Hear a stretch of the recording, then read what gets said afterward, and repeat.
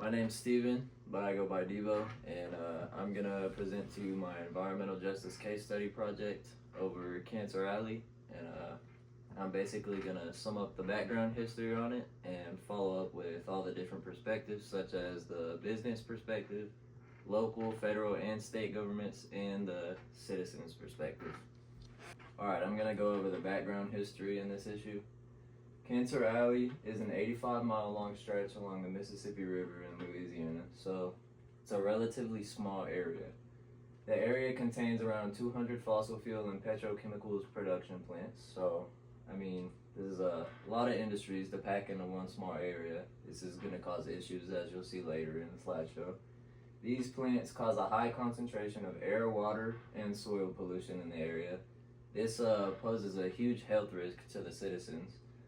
There are more than 100 facilities packed into a small, predominantly African American community, which this actually introduces environmental racism, and we'll get into that more later on in the slideshow.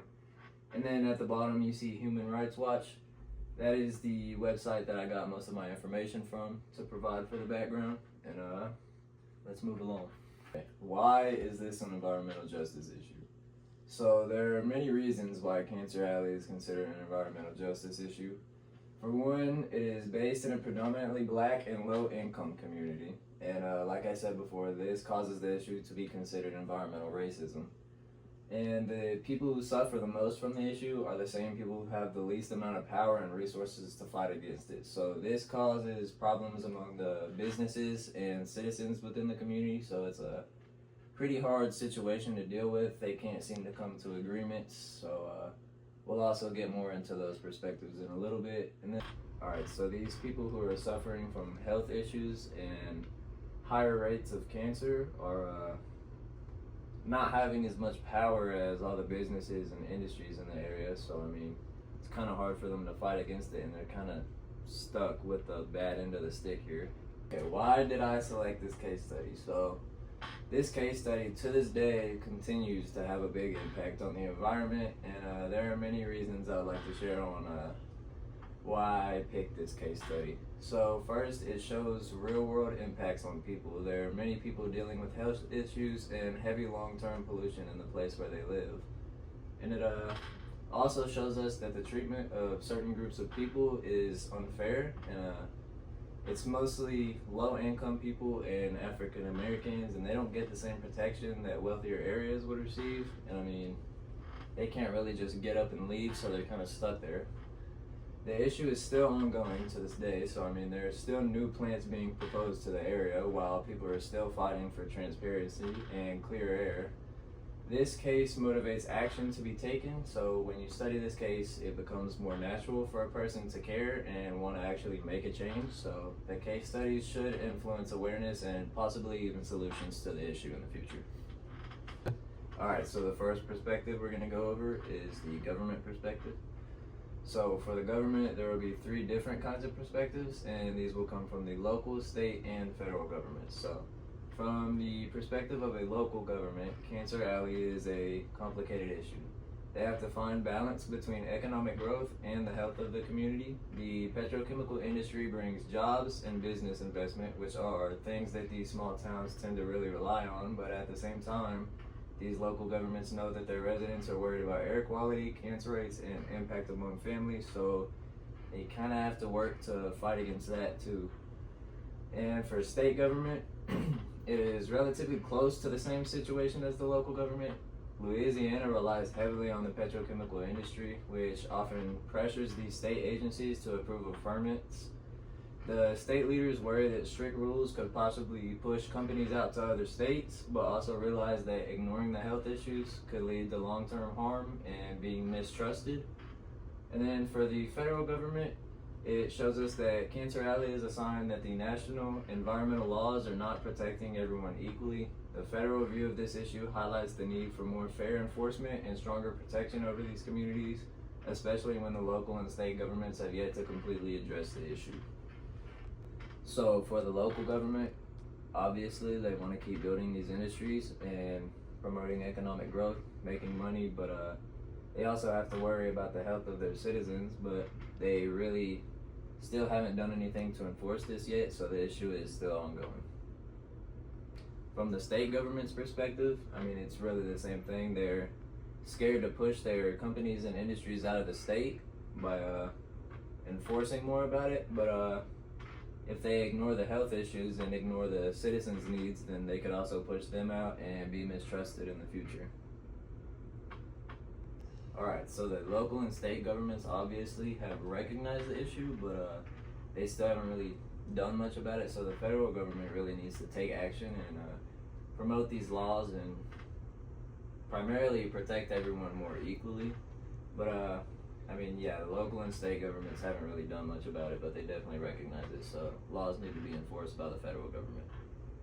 Alright, so next I'm going to move into the business perspective, and this one is quite complicated, especially trying to understand why they're continuing to build these industries in the area when they know the impacts that they're having. But businesses primarily focus on prioritizing economic benefits and creation of jobs, and then industries are continuing to build in Cancer Alley because of the geographical advantages and economic and political incentives. And then these two together completely outweigh the concern of the health issues. And unfortunately, not only is this issue a health concern, but it also is quite an environmental racism problem. Most motivation to continue building these industries is actually the fact that the predominantly low-income and black communities that live in the area have a harder time resisting due to the lack of political power. Like I said before, they don't really have the power to do much about it. Alright, on to the citizens' perspective. They definitely are the most concerned about the issue. Citizens have a very deep concern within this environmental justice issue. Highly elevated rates of cancer cause citizens to worry about their health issues. Citizens are also concerned about the disproportionate health burdens. This is because of the residents being primarily African American. This brings environmental racism into the case, not only making residents concerned for their health, but also for their rights. And then citizens in this community are being treated unequally and unfairly solely because of the fact that they don't have enough political power to do anything about it or even fight back against it. Alright, so this last bullet about being treated unequally and unfairly really shows why the federal government needs to step in and actually enforce laws, because although industries and businesses need to continue to promote economic growth and make money, it is in my opinion, definitely more important to take care of the citizens' health within the community. So I believe that laws should be enforced about this. Alright, moving on to my conclusion. During my study over Cancer Alley, I've learned a lot about the views of opposing parties in this environmental justice case study. Citizens definitely have the strongest opposing perspective on this issue. Businesses have more of a complex view, but are more concerned about continuing to make money rather than worrying about the health of the community. The complexity in solving these issues is very difficult because of the drastically different views. Citizens are very concerned about their personal health because the issue poses a huge risk, not only elevating the rates of cancer. This issue represents a form of racism. The community that surrounds struggles to prevent the issue because they're heavily low income and African American individuals.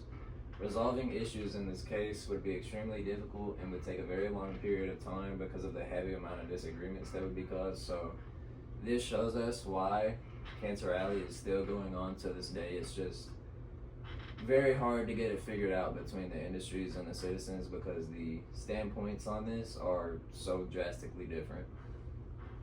Alright, so after my study, I have some questions to ask y'all, and if y'all want, y'all can answer in the comments section. How would you feel if your local neighborhood was surrounded by chemical plants, and what would be your biggest concern? Obviously, I think a lot of people will have the same answer. My biggest concern would definitely be my health within this situation. Alright, second question. Why do you think these industries are primarily built in low-income communities? Unfortunately, businesses are quite selfish, so they want to build them there because they know that the citizens aren't really going to be able to do much about it, so they can continue economic growth and bringing money in without really having to worry about anything shutting them down. Alright, third question. What solutions do you think would effectively work to reduce health risks for residents? this is easier said than done, but obviously I think the federal government should definitely enforce some laws because I believe the citizens should be treated fairly and shouldn't have to worry about their health, so these industries should be moved out of the area. Alright, I'm gonna show y'all some photos now. This picture on the left shows Louisiana, and you can see the red area, that's Cancer Alley. This shows the estimated health risk for cancer in the area. The middle picture is a petrochemical plant, which is what is really causing this. And then the picture on the right is just showing you the 85-mile stretch of where Cancer Alley is actually at. Alright, thank y'all for watching, and please provide feedback in the comments section below.